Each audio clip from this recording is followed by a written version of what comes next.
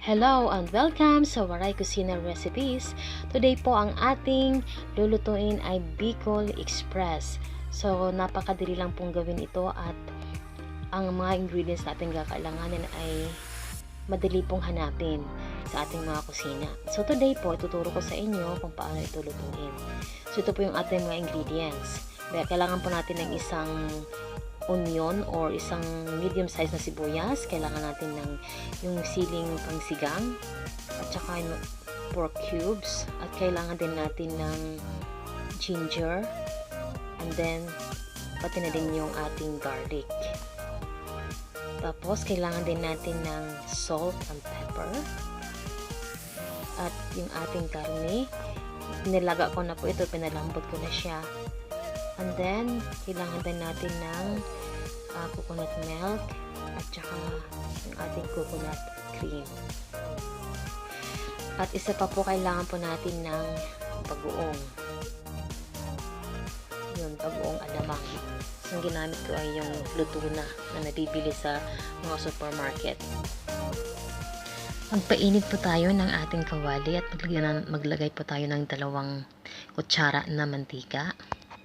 Tapos igisa po natin ang ating mga ibang ingredients. So ang ating sibuyas. Sibuyas muna para hindi masunog kaagad yung ating garlic. So sunod natin yung ating garlic at saka yung ating ginger. So igigisa lang natin ng ilang minuto ito bago po natin i-add yung ating karne.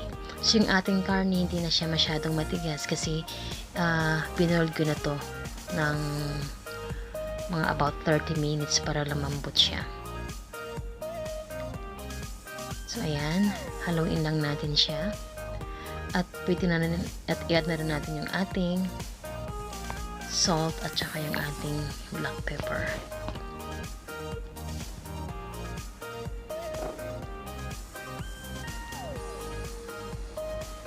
Haluin lang natin. Tapos, i-add naman natin ang 1 tasang tubig.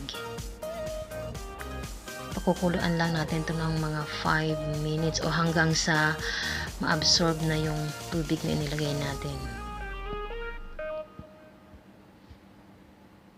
So, after 5 minutes, i-check natin kung ano na itsura. Ito na. Medyo nagda-dry na siya. Tapos pwede na natin i-add yung ating coconut milk. Ayan. Mas madaming coconut milk, mas masarap. Hindi pa ako mahilig sa maanghang, so ang nilagay kong green chili po is isa lang. At saka nag-add po tayo dito ng pork cubes para po mas lalong lumasa ang ating niluluto. So pakuluin po natin ito ng mga 10 minutes. So ayan na. After 10 minutes, ito lang itsura niya. Kung makikita nyo lang po, parang naglalangis-langis na po yung ating coconut milk. So add natin yung ating siling labuyo at yung ating alamang. Yan. Napakabango po at napakasarap po ng amoy. Hindi ko na po matiis yung sarili ko. Parang gusto ko na pong kumain. Okay. And then, add natin yung ating coconut cream. Ayan. So, mga ilang segundo lang po ang pakuluin natin ito. Tapos, ready na pong iserve yung ating Bicol Express! Napakasarap po nitong iulam sa mainit na kanin. I'm super excited po.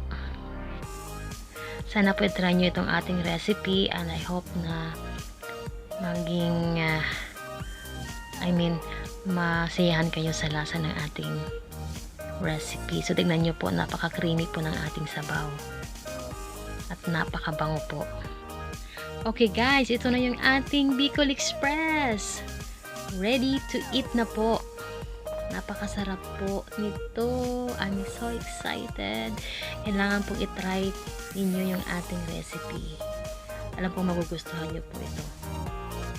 Okay, thank you so much for watching and Kung ito po ay nagustuhan nyo, paki-share na lang po at paki-like po. And doon po sa mga first time po na nakapanood ng aking video at hindi pa po nag-subscribe, subscribe po kayo with notification bell po para sa mga susunod na video ay ma-inform po kayo. Thank you so much. Bye-bye.